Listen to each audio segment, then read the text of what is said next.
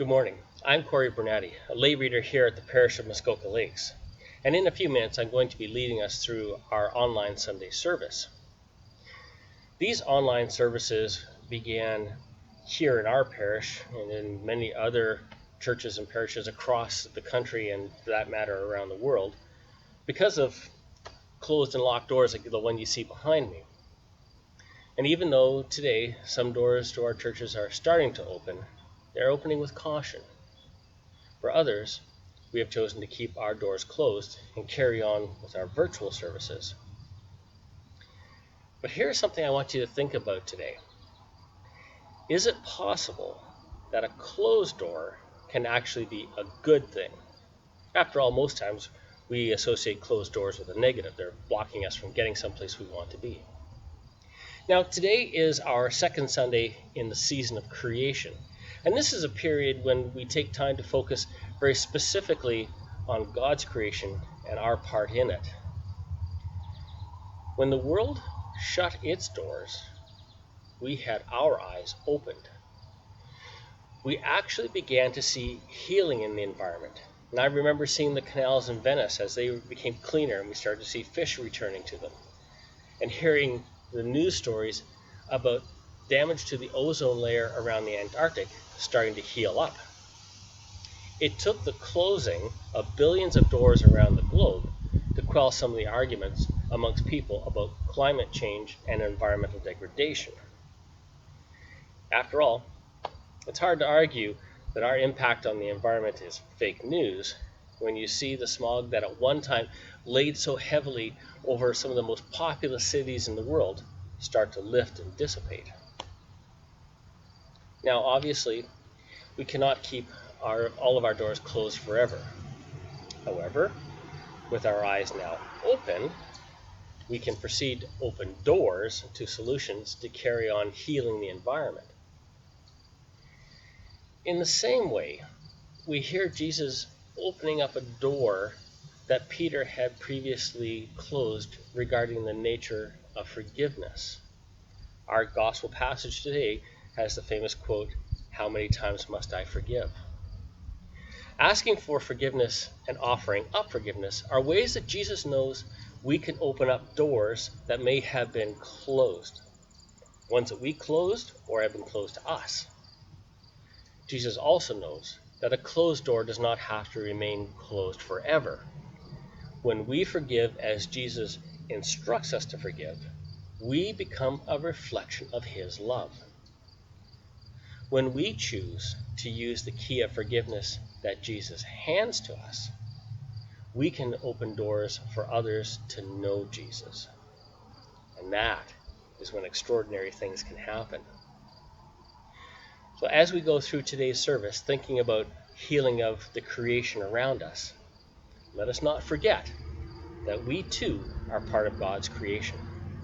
And just like the creation around us, we may need healing of our own.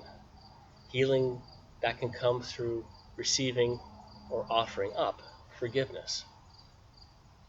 So Frank, please lead off our service for today. Thanks for taking the time to join us.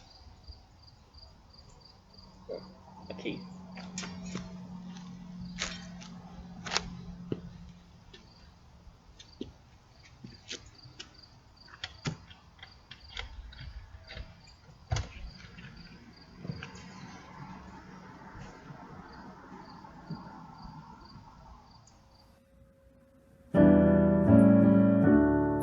A new commandment I give unto you, that you love one another as I have loved you, that you love one another as I have loved you. By this shall all men know you are my disciples, if you have loved one to another. By this shall all men know you are my disciples, if you have loved one to another.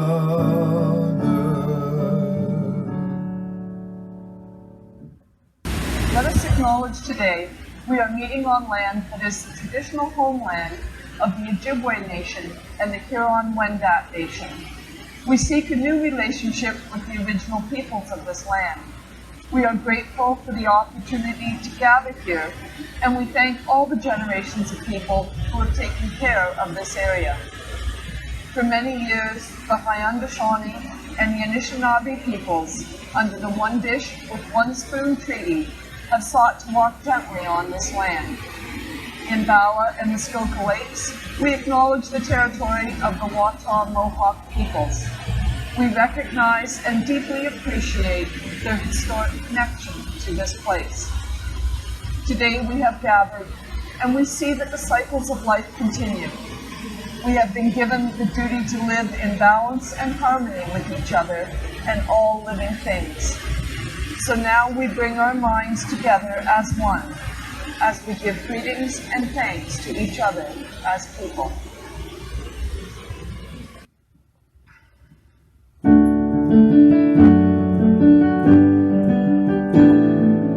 Surely the presence of the Lord is in this place. I can feel His mighty power and His grace. I can hear the brush of angel wings. I see glory on each face. Surely the presence of the Lord is in this place.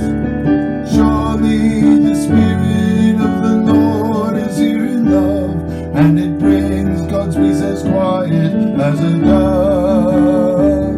I can see the glow of angels' wings shining brightly from above. Surely the Spirit of the Lord is here in love. Surely the blessing of the Lord is in my heart, and it's here when we're together or apart. Now I feel the rush of angels' wings, and I know how great Thou art. Surely the blessing of the Lord is in my heart. The grace of our Lord Jesus Christ, and the love of God, and the fellowship of the Holy Spirit be with you all. Our sentence for today: a new commandment I give to you, that you love one another as I have loved you. Let us pray. We thank you, O God, that you have again brought us together on this Sunday to praise you for your goodness and to ask your blessing. Give us grace to see your hand in the week that is past and your purpose in the week to come, through Christ our Lord. Dear friends in Christ, as we turn our hearts and our minds to worship Almighty God, let us confess our sins. Most merciful God, we confess that we have sinned against you in thought, word, and deed, by what we have done and by what we have left undone. We have not loved you with our whole heart. We have not loved our neighbors as ourselves. We are truly sorry, and we humbly repent. For the sake of your Son, Jesus Christ, have mercy on us and forgive us, that we may delight in your will and walk in your ways, to the glory of your name. Amen.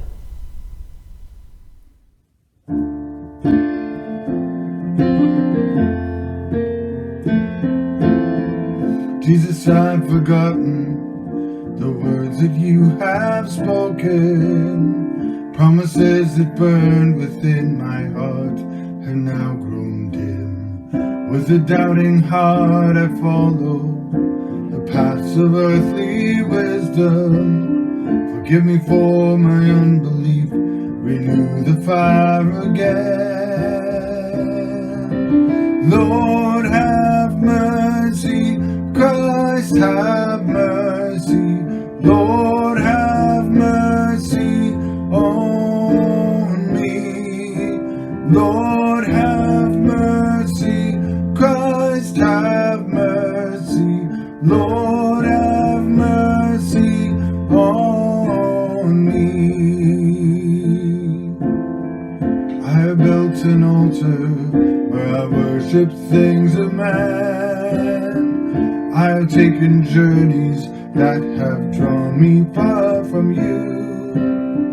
Now I am returning to your mercies ever flowing. Pardon my transgressions, help me love you again. Lord, have mercy, Christ, have mercy. Lord, have mercy on me. Lord, have mercy, Christ, have mercy. Lord, have mercy on me. I have longed to know you and all your tender mercies, like a river of forgiveness, ever flowing without end. I bow my heart before you in the goodness of your presence, your grace forever shining like a beacon in the night. Lord, have mercy, Christ, have mercy. Lord, have mercy on me. Lord, have mercy, Christ, have mercy. Lord, have mercy on me. Lord, have mercy, Christ, have mercy. Lord, have mercy on me. Lord, have mercy, Christ, have mercy. Lord, have mercy on me.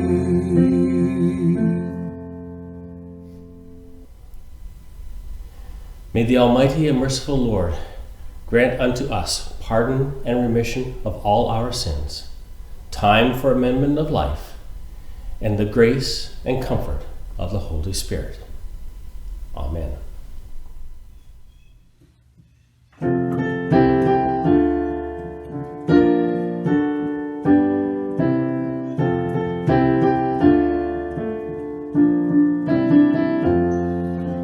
Live in charity and steadfast love. Live in charity, God will dwell with you. Live in charity and steadfast love. Live in charity, God will dwell with you. Live in charity and steadfast love. Live in charity, God will dwell with you.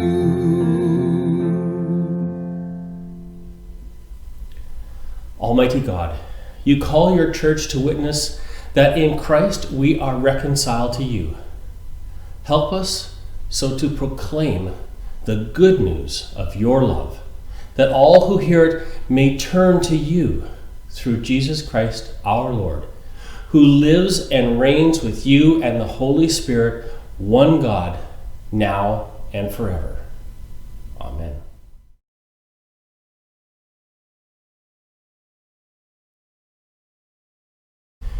Our first reading for this morning comes from a reading from the book of Exodus. The angel of God, who was going before the Israelite army, moved and went behind them. And the pillar of cloud moved from in front of them and took its place behind them. It came between the army of Egypt and the army of Israel. And so the cloud was there with the darkness, and it lit up the night. One did not come near the other all night. Then Moses stretched out his hand over the sea. The Lord drove the sea back by a strong east wind all night, and turned the sea into dry land, and the waters were divided. The Israelites went into the sea on dry ground, the waters forming a wall for them on their right and on their left. The Egyptians pursued, and went into the sea after them. All of the Pharaoh's horses, chariots, and chariot drivers. At the morning watch, the Lord, in the pillar of fire and cloud, looked down upon the Egyptian army and threw the Egyptian army into panic. He clogged their chariot wheels so that they turned with difficulty. The Egyptians said, "Let us flee from the Israelites, for the Lord is fighting for them against Egypt." Then the Lord said to Moses, "Stretch your hand out over the sea, so that the water may come back upon the Egyptians, upon their chariots and their chariot drivers." So Moses stretched out his hand over the sea, and at dawn the sea returned to its normal depth. As the Egyptians fled before it, the Lord tossed the Egyptians into the sea. The waters returned and covered the chariots and the chariot drivers, the entire army of Pharaoh that had followed them into the sea. Not one of them remained. But the Israelites walked on dry ground through the sea, the waters forming a wall for them on their right and on their left. Thus, the Lord saved Israel that day from the Egyptians. And Israel saw the Egyptians dead on the seashore. Israel saw the great work the Lord had done against the Egyptians. So the people feared the Lord and believed in the Lord and in his servant Moses. The word of the Lord.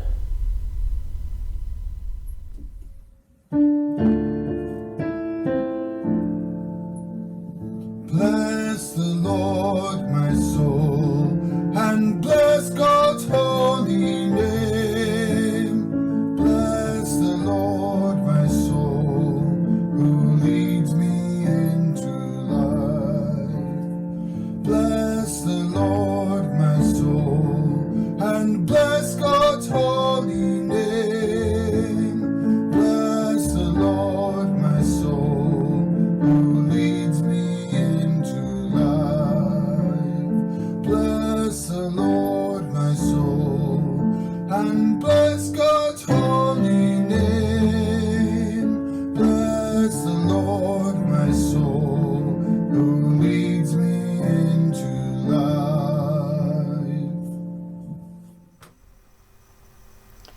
A reading from the letter of Paul to the Romans. Welcome those who are weak in faith, but not for the purpose of quarreling over opinions. Some believe in eating anything, while the weak eat only vegetables. Those who eat must not despise those who abstain, and those who abstain must not pass judgment on those who eat, for God has welcomed them. Who are you to pass judgment on servants of another? It is before their own Lord that they stand or fall, and they will be upheld, for the Lord is able to make them stand. Some judge one day to be better than another, while others judge all days to be alike. Let all be fully convinced in their own minds. Those who observe the day, observe it in honor of the Lord. And those who eat, eat in honor of the Lord, since they give thanks to God, while those who abstain, abstain in honor of the Lord, and give thanks to God. We do not live to ourselves, and we do not die to ourselves. If we live to the Lord, and if we die to the Lord. So then, whether we live or whether we die, we are the Lord's. For to this end Christ died and lived again, so that he might be Lord of both the dead and the living. Why do you pass judgment on your brother or sister? Or you, why do you despise your brother or sister? For we will all stand before the judgment seat of God.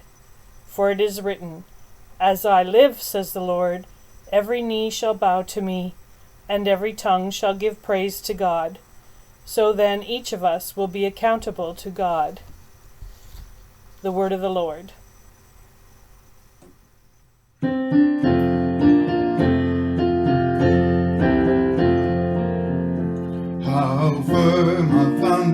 salvation, ye saints of the Lord, is laid for your faith in his excellent word. What more can ye say than to you he hath said? You who to Jesus for refuge have fled. Fear not, I am with thee, oh be not dismayed, for I am thy God, and will still give thee aid. I'll strengthen thee, help thee, and cause thee to stand, upheld by my righteous, omnipotent hand. When through the deep waters I call thee to go, the rivers of woe shall not thee overflow. For I will be with thee, thy troubles to bless, and sanctify to thee thy deepest distress. When through fiery trials and pathways shall lie, my grace all sufficient shall be thy supply. The flame shall not hurt thee, I only design thy dross to consume, and thy gold to refine.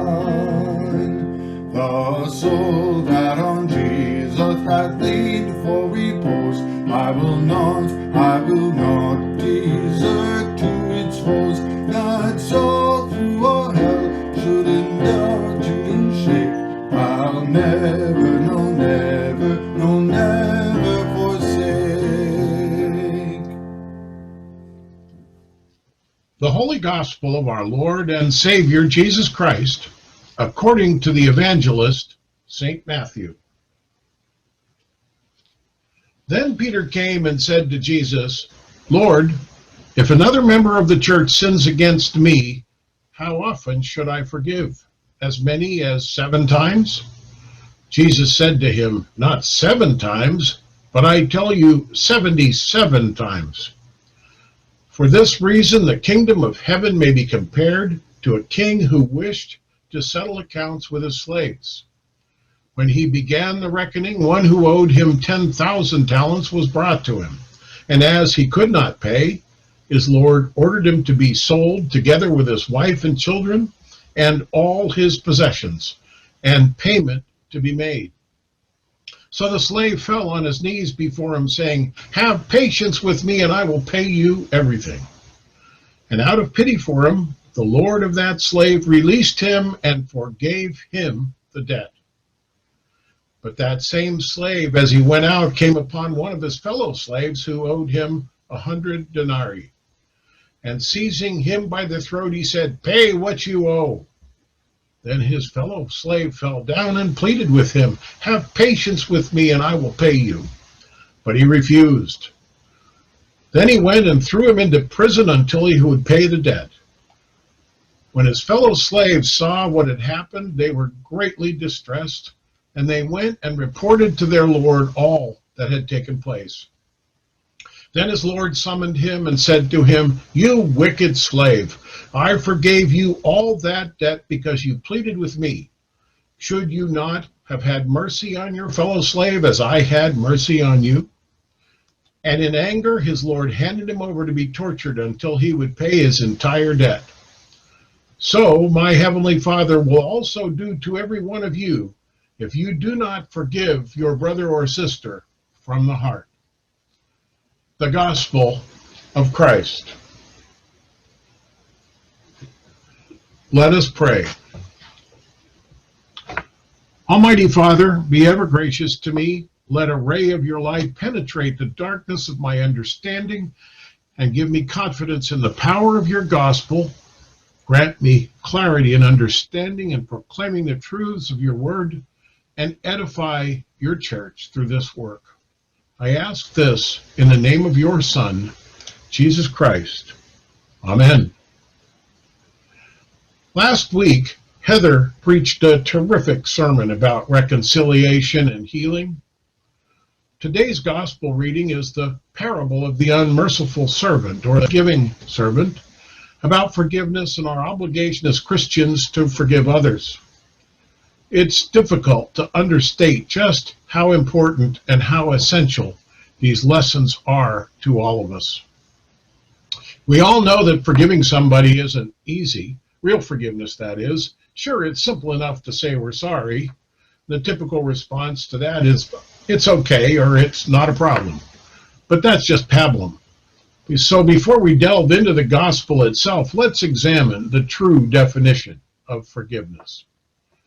According to the Greater Good Science Center at the University of California, Berkeley, psychologists generally define forgiveness as a conscious, deliberate decision to release feelings of resentment or vengeance toward a person or group who has harmed you, regardless whether they actually deserve your forgiveness. Just as important as defining what forgiveness is, though, is understanding what forgiveness is not. Experts who study or teach forgiveness make clear that when you forgive, you do not gloss over or deny the seriousness of an offense against you. Forgiveness does not mean forgetting, nor does it mean condoning or excusing offenses.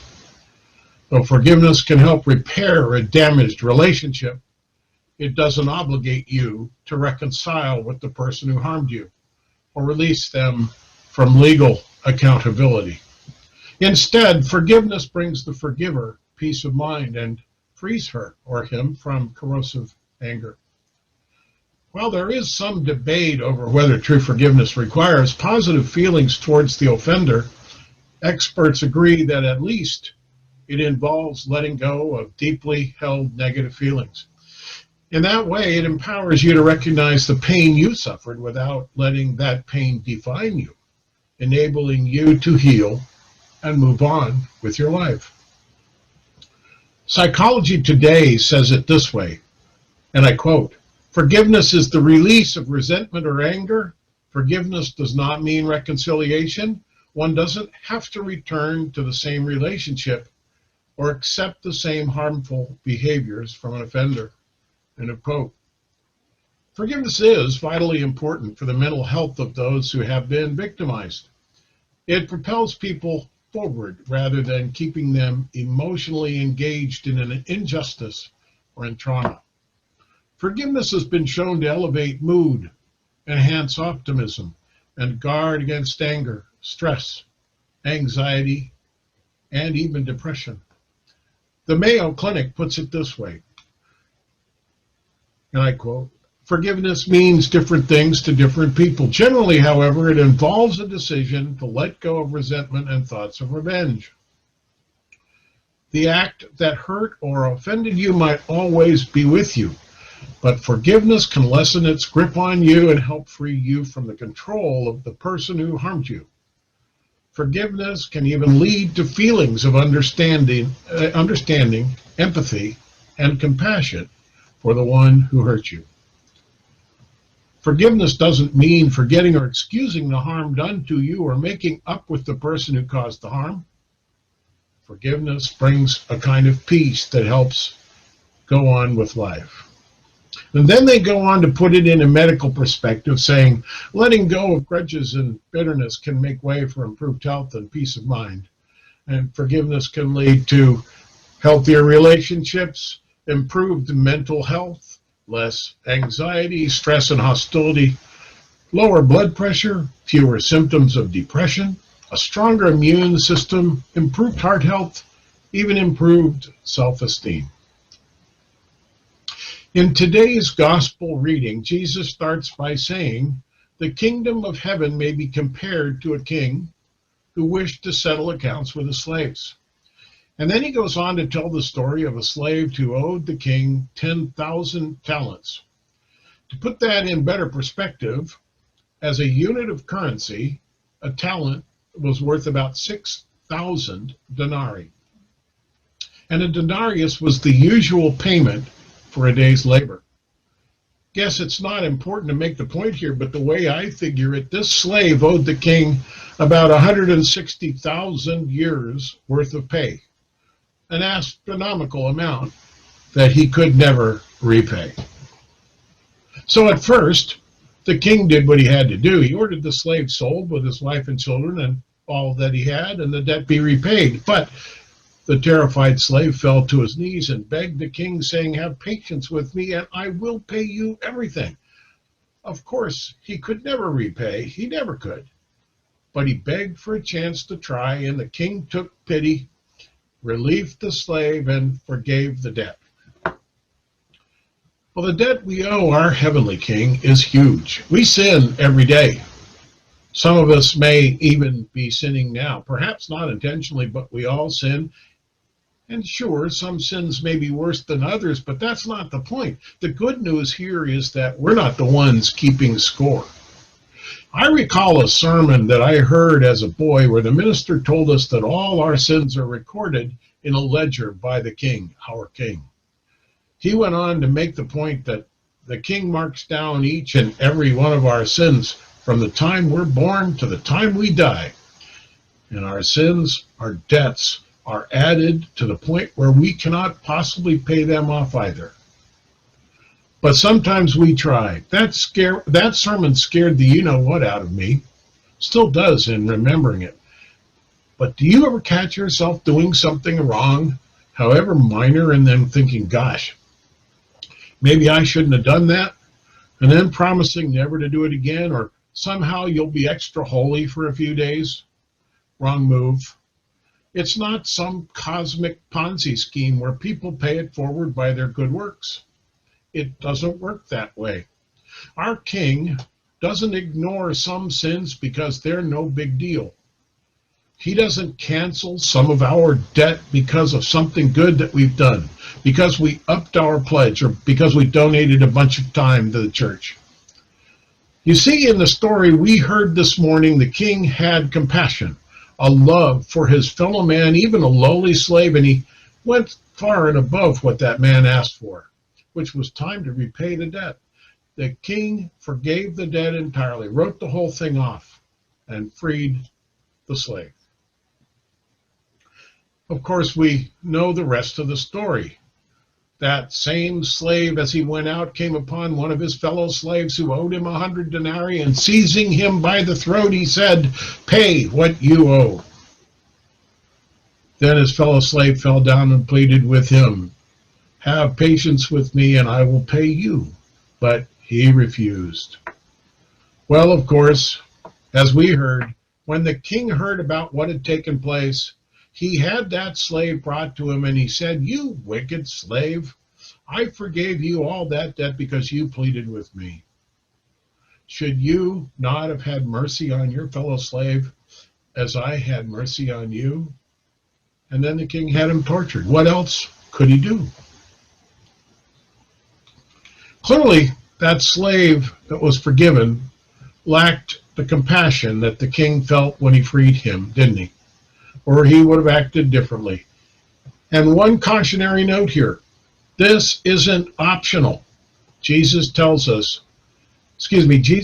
Peter he should continue to forgive. Not 7 times, but 77 times. A ridiculous number, really. In other words, never stop forgiving, or at least trying to forgive others. And only then can we expect them to forgive us in return. What is it that we say every time we pray the Lord's Prayer? Maybe we repeat it without thinking about what it is that we're really saying, but it's probably the toughest part of the prayer for me. Forgive us our trespasses as we forgive those who trespass against us. Some other churches say it this way: forgive us our debts as we forgive our debtors. The Reverend Leroy Petard III says in his book, Taming Wild Horses, The Lord's Prayer, a great book, by the way, while we may realize, I quote, "While we may realize its true meaning in the back of our minds somewhere, our use of the words trespass or debt can make us forget that what we're really talking about is sin. We are praying, God, forgive us our sins as we forgive those who sin against us. We're talking about grievous wrongs committed, not simply a trespass or a debt. As sinners, we have trespassed onto ground that God has forbidden, and because of that, we are indebted to Him a debt so large we can never hope to repay. Close quote. Sound familiar? But that's what forgiveness is, and it sounds so simple, that we show compassion towards those who have hurt us. Not seek repayment or reprisal. No, not at all. We're reminded of this in Ephesians 4:32. And be kind to one another, tender-hearted, forgiving one another, as God in Christ has forgiven you. In reality, that's a tough assignment, no question. But it's also a tenet of our faith that we are to love and forgive the debts of our sisters and brothers in Christ. Indeed, of all people, endlessly. Now let us pray. Father, please make me aware of how much I have been forgiven by you. Remind me that I can forgive others because you have forgiven me through what Christ has accomplished on my behalf. Help me to forgive those who wrong me, that I may bring glory to your name because of how much you have shown mercy to me. Amen. Let us join together in the saying of the ancient Hear, O Israel. Our Lord Jesus Christ said, Hear, O Israel, the Lord our God is one Lord, and thou shalt love the Lord thy God with all thy heart, and with all thy soul, with all thy mind, with all thy strength. This is the first and great commandment. And the second is like unto it, thou shalt love thy neighbor as thyself. On these two commandments hang all the law and the prophets. Lord, have mercy upon us, and write both these thy laws in our heart, we beseech thee.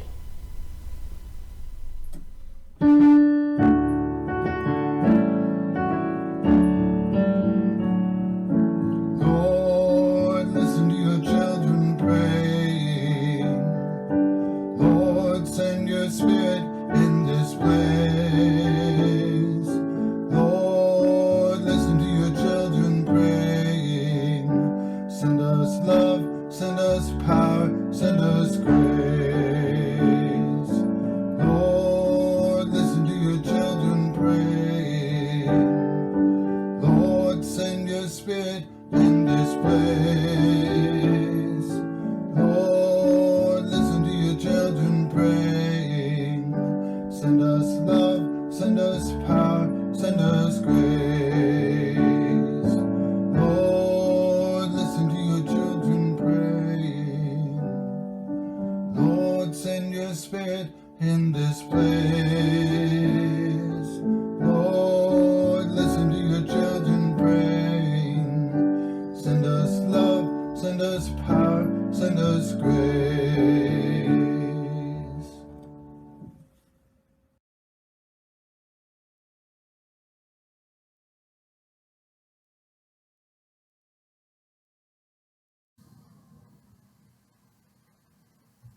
In our prayers today, the bidding is, in gratitude, let us pray to the Lord. And our response is, we give you thanks, O God. Creator God, teach us to see you in the beauty of the universe, for all things speak of you. Awaken our praise and thankfulness for everything that you have made. Give us the grace to perceive that we are connected to everything that is. In gratitude, let us pray to the Lord. We give you thanks, O God. God whom we love, we stand before you with open and humble hearts. In our imagination, allow us to see and hear and feel the beautiful expressions of the earth that speak to each of us, the mountains, rivers, prairie, oceans, forest, meadows, trees, and flowers. In gratitude, let us pray to the Lord. We give you thanks, O God. God of love, show us our place in this world, as kin to all the non-human creatures with whom we share the earth. They came forth from your hand. They are yours, filled with your presence and your tender love, and not one of them is forgotten in your sight. In gratitude, let us pray to the Lord. We give you thanks, O God. Saving God, we give thanks for all human beings on the earth, created from dust, yet crowned with glory, those we know and those who are strangers, those near to us and those far away, all of us beautiful, all of us flawed. In gratitude, let us pray to the Lord. We give you thanks, O God. God of abundance, we give thanks for the sun, for water, for soil, for air, on which our lives depend moment by moment. In silence, we are aware of our frailty, our complete dependence on our beloved Mother Earth, who nurtures us and sustains our every breath. In gratitude, let us pray to the Lord. We give you thanks, O God. Creator God, we enjoy the abundant fruits of the earth, yet we acknowledge that we, in the developed world, have often wasted the gifts of the earth, taking more than our share, leaving our sisters and brothers in other places in poverty and need. Renew our minds and transform us into servants of the earth, so that her richness and bounty will sustain, not only us, but generations to come after us. In gratitude, let us pray to the Lord. We give you thanks, O God.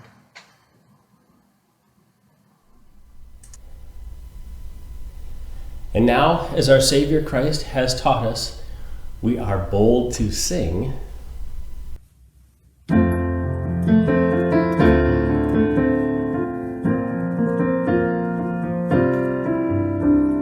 Our Father in heaven, hallowed be your name. Your kingdom come, your will be done, on earth as in heaven. Give us today our daily bread.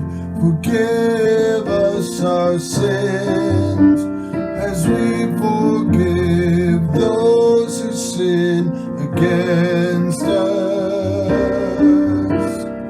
Save us from the time of trial, and deliver us from evil. For the kingdom, the power, and the glory are yours, now and forever.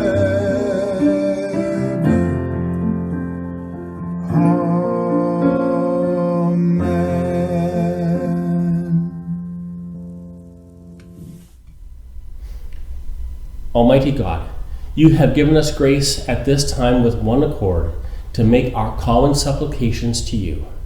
And you have promised through your well-beloved Son that when 2 or 3 are gathered together, you will hear their requests.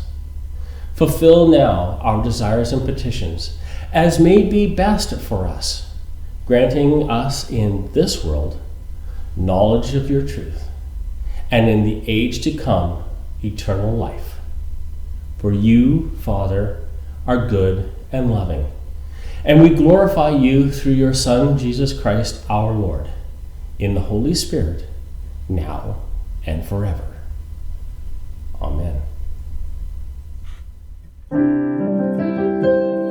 My peace I give unto you. It's a peace that the world cannot give. It's a peace that the world cannot understand. Peace to know, peace to live. My peace I give unto you.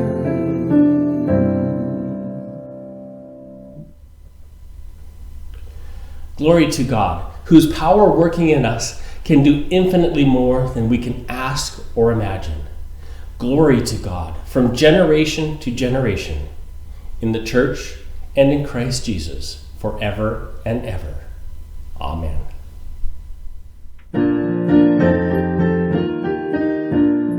Thank you, Lord, on this day for our many good blessings.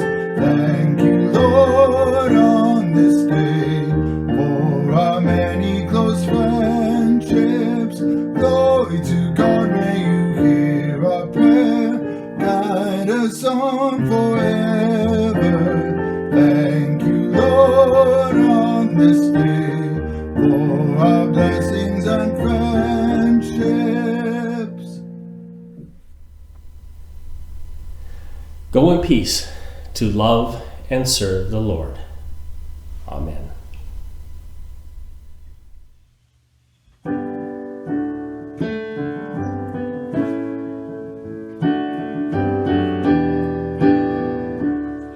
In Christ alone my hope is found.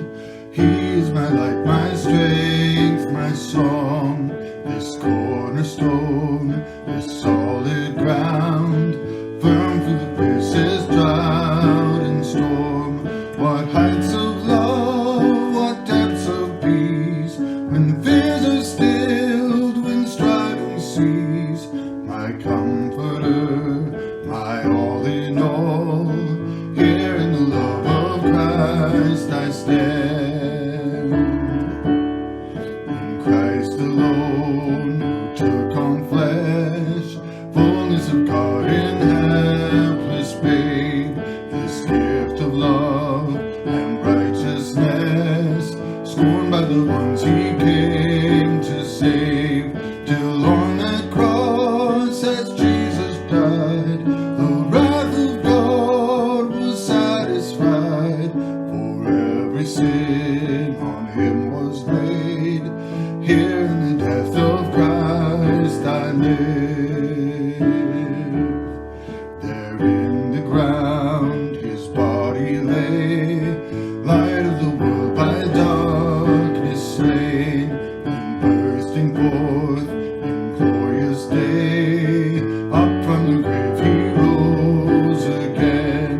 And as he stands in victory, sin's curse has lost its grip on me, for I am his and he is mine, bought with the precious blood of Christ.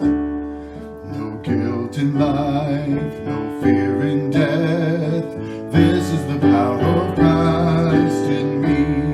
From life's first cry to final breath, Jesus commands my destiny.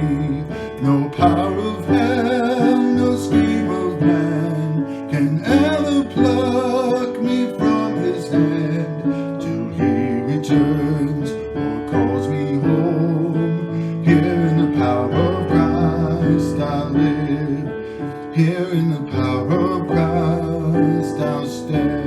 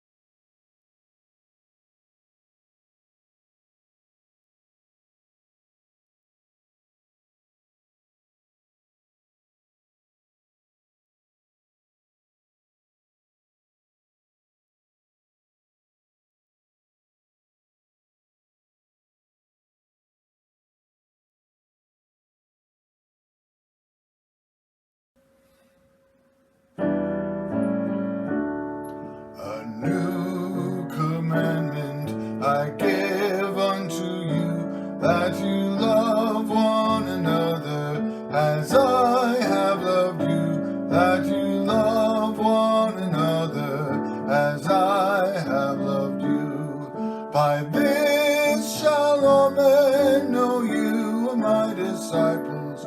If you have love one to another, by this shall all men know you are my disciples.